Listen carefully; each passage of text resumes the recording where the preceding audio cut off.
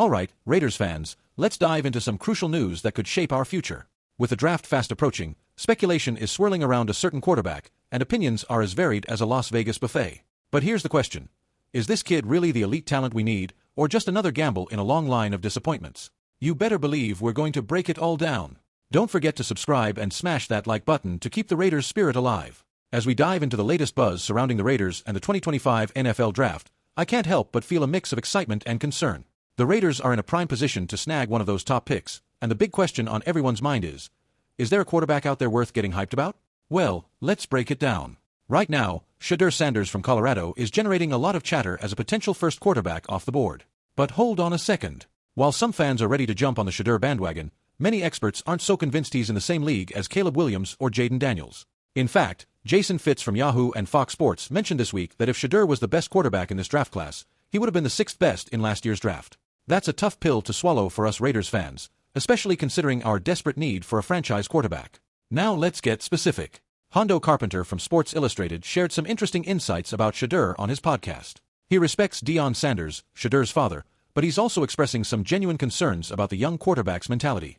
After a loss to Nebraska, Shedeur reportedly threw his teammates under the bus during a press conference, questioning how many times the Nebraska quarterback was hit. That's not just a bad look, it's a glaring red flag. If you're going to be the leader of this franchise, you've got to own your mistakes and not deflect the blame onto your teammates or your father's recruits. And it doesn't stop there. Hondo also pointed out that Carson Beck might not be the teammate you want at the helm, as he comes off as more of a businessman than a buddy in the locker room.